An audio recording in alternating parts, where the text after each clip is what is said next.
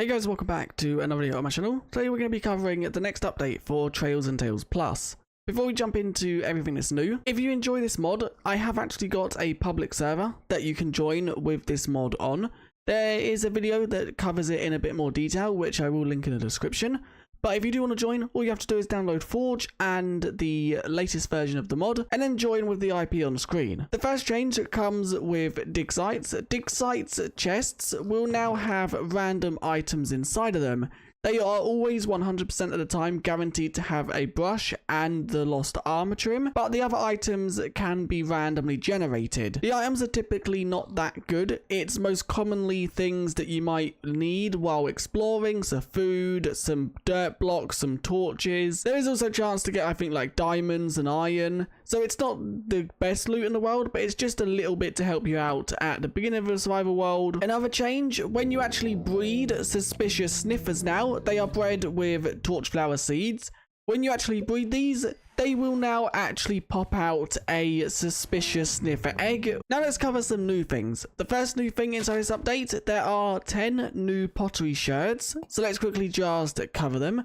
These first 5 that I'm going to show are found within the sus blocks at the dig sites. So by brushing them, there is a chance to find these first 5. So the ones found in these dig sites are the wool, the spores, the pigling, the tuff, and the cube. These 5 can be found within this structure. These next 5 can be found within a new structure that I'll showcase later on. And that is the creeper, the mojang, the wings, the souls, and the flower. So the bottom 5 can be found at dig sites, the top 5 can be found at a different structure, and that is what they all look like. The next new features is cherry vines. Cherry vines can be crafted with 1 cherry leaf in a crafting table, and you'll get 6 vines. They work like normal vines, where they can be placed on the sides of blocks.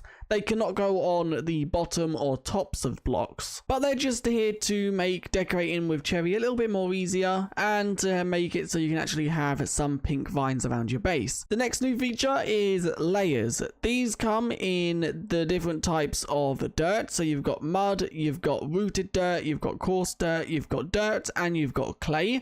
And these work a little bit like snow layers, but they don't have the 8 stages that snow layers have. They only have 4, and the 4 different stages are like so. So you've got one right there, you've then got this one, which is equivalent to a half slab. You've then got this one, and then this one is equivalent to a full solid block. And these work in all the different types, as you can see. So if we quickly just pile them up, that one should be 3. Then we've got dirt, and then finally we have clay. So these can be crafted with the equivalent block, and they can also be used for decoration and also to make a bit more texture within your terrain. The next thing is a new type of brush. This is the diamond brush. It's crafted with 1 feather, 1 diamond, and 1 iron. And the reason this is different, this brush has double the amount of durability than the normal one. So if we quickly just brush out one of these suspicious blocks, you will see that it has 128 durability rather than the brush's normal 64. So we're now at a new structure. This is a structure that the 5 other pottery sherds would spawn in. But while we are also within the desert, there has been a change to the wandering trader that spawns here with camels. The first thing, it should now only spawn within deserts, and it should no longer crash the game. Anyway, let's cover this actual structure. So the structure is just some ruins on the desert. There is suspicious sand here, which you can brush for pottery sherds or other unique items related to the desert biome. But that's not all the structure is. If you break this block in the center, there is a ladder that goes down to a dungeon type of thing, where there are 2 spawners. Both of them spawn husks, so this is a way to farm husks if you do want to. On both sides there are piles of sand. You can actually break all this sand to reveal a chest. There is 1 chest on either side, and this chest has some loot in it. But if you're watching this video, then you'll know they are actually trapped. They are not trap chests. The way they are actually trapped is a calibrated skulk sensor, and you have just stood on that. the calibrated skulk sensor is set up so it only activates when this chest opens. So as soon as you open this chest, that calibrated skulk sensor will be set off and it will ignite the 2 TNT on either side. So you want to disarm that, and within this actual chest, it's different loot tables than the desert temple, but the loot is quite close to desert temples. Now the next new structure within this update spawns within snowy mountains, and this is what it looks like. It's a pillar of ice with an arch, and it spawns a new mob here as well. The new mob is the Iceologer. We'll cover the attacks that has in a second. But this one isn't trapped in some sense, but it does have powdered snow all the way around the outside, so a player just walking in would fall straight into it. And it does also have powdered snow in the center surrounding the actual chest. Now once again, for anyone watching this video, I'm going to show you a little secret within this structure. If you actually break into the 4 main ice blocks, there is actually some ores or a block of the actual type.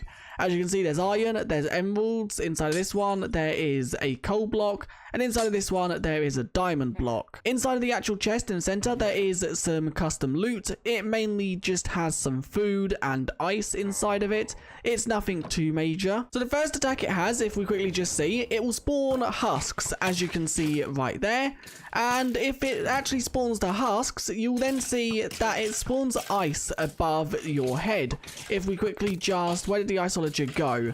I don't want to kill them because there we go, the ice is now above our head.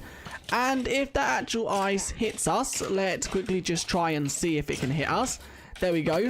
If it hits us, it will actually deal 5 hearts of damage and freeze you. But the Iceologer isn't that OP. As you can see, the only attacks it has is spawning the 2 strays. And it will also spawn the ice, which you can move away from. So if I summon a goat with no horns, as you can see, he will put both horns back onto it. If it has 1 goat horn missing, he will replenish just the one that's missing. The next thing that is actually new within this update is a new enchantment. The enchantment is called Ancient Touch. This is a shovel only enchant. And you can put it on a shovel to make it so you can't break suspicious blocks.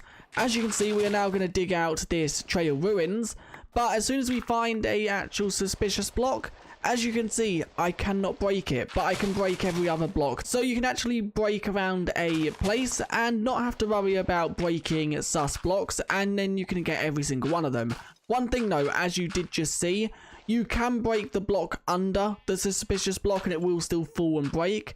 That doesn't stop this from happening. It only stops you from being able to break the actual block itself. The next feature is one of my favorites within this update. All you need for this feature is some stripped bamboo, which you put in a crafting table like so, and then an iron ingot, and that gives you a bamboo spear. This, as you can see, does have no effects. We'll cover a bit later on how to give it effects. But basically what this bamboo spear is, it's a trident, but a very easy version to get. It only has 64 durability, so it does break a lot quicker than tridents. But you can throw it, you can obviously hit entities with it and it will damage the entities. But the special thing about it is you can tip it. And basically by tipping it, you give it a effect. So let's cover how you tip him. So how you actually tip a bamboo spear is a fletching table. Fletching tables are vanilla Minecraft blocks, but they don't have a use within vanilla. So we have given them a use. And as you can see, if you put the bamboo spear in the first slot, and the potion of lingering that you actually want to tip the spear with, as you can see, you get an output of a bamboo spear with that effect on it. And basically then if you throw this at an entity, it will then have that effect. If I quickly just throw it at that sheep, it killed the sheep in 1 hit. Let's try and see if the cow has a bit more health. So if I throw it at the cow, as you can see, the cow does then take damage for the duration of the effect. The actual effect does not work when you punch a mob. It only works when you throw it. As you can see, I punched it and it didn't get the poison. So that is how you actually tip them. Now the fletching table does have one other use, and that is the fact that you can turn tipped arrows into, or you can turn normal arrows into tipped arrows. And that basically works just like so. This first slot can have literally 1 arrow up to 64 arrows, and the output will be the exact amount of arrows you have in this first slot. So normal crafting tables only allow you to get 8 arrows for a single lingering potion. This can allow you to get however many you want up to a stack. So now let's quickly cover what enchantments you can put on the bamboo spear. There are some Minecraft enchantments you can put on them, and them enchantments are looting. You can throw looting on to get more loot. You can also throw sharpness, and this is normal sword sharpness. They can also have mending and unbreaking, so if you want to mend them or make them so they don't break as quick, they can go on the actual spear as well. And then they can also have loyalty, which obviously makes it so it comes back to the player. There is one new enchantment, and that is whirlwind. Let's quickly just throw whirlwind on the bamboo spear, and let me quickly show you what that does. So if I do this, as you can see, what whirlwind does, it makes it so you can basically use Riptide, but without having to be in water. So as you can see, I can actually throw the bamboo spear and go flying up like I do with Riptide, but I don't need to be sitting in water.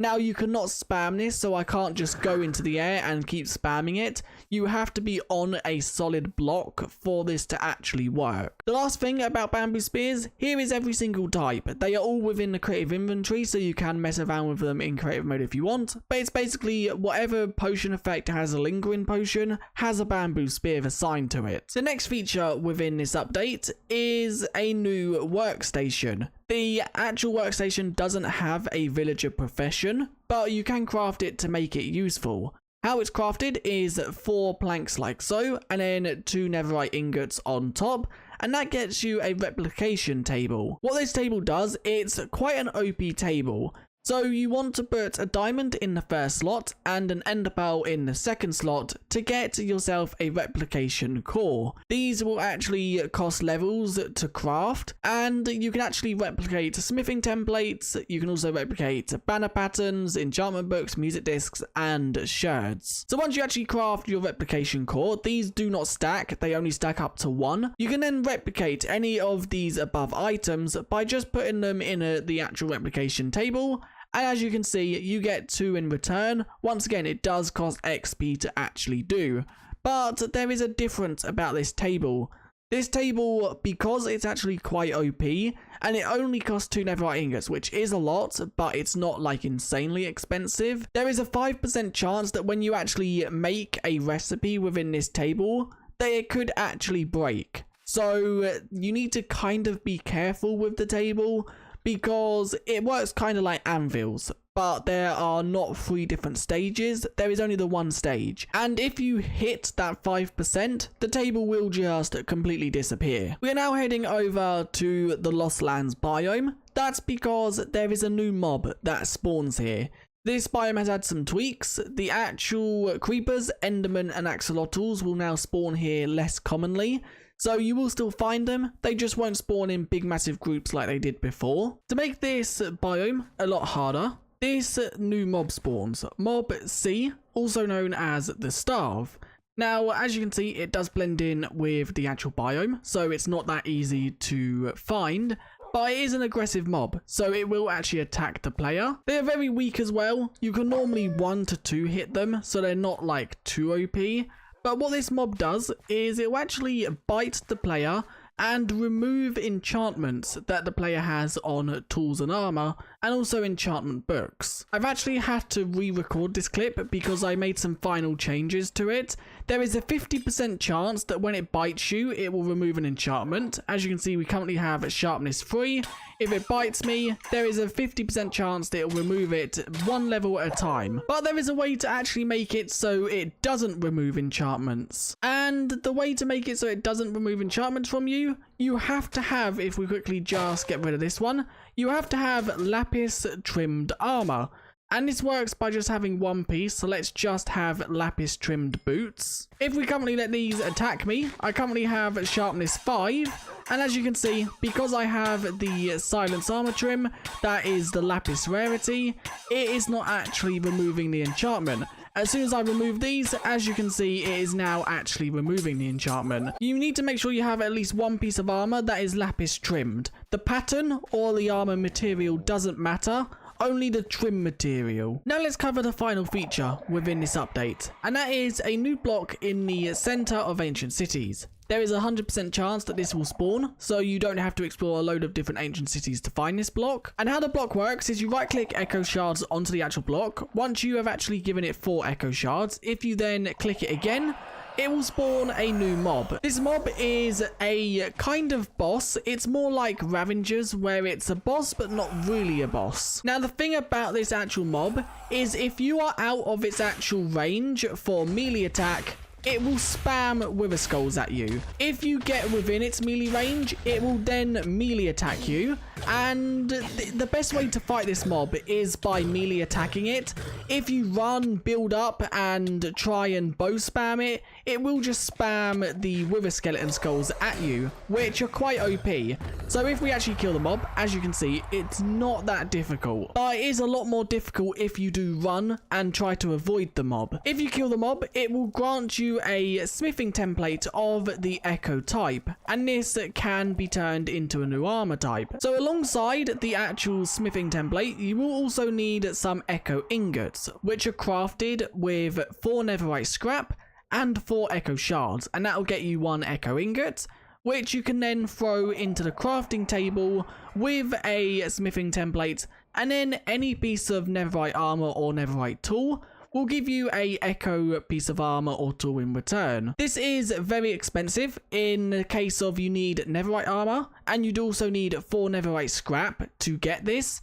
But it is better than netherite. It, as you can see, the values are better, and also it doesn't burn in lava, because obviously it's technically made of netherite, and this comes in all the armor type and all the tool types as well. You can also turn the ingot into a block. You can also replicate the smithing template inside the crafting table like so. So 1 sculk block, 7 diamonds, and the smithing template. Or you can also use the replication table to get more of these. And another thing, this block in the center here is multi-use. So you can right click more Echo shards on to spawn more of the actual mobs. But anyway, that is where I'm going to end this video. If you did enjoy, do leave a like and subscribe. And I guess I'll see you guys in the next one. Once again, if you have any feedback for this update or any suggestions, leave them in the comments of the video, on Discord, or on the CurseForge page. And I guess I'll see you guys in the next one. Bye.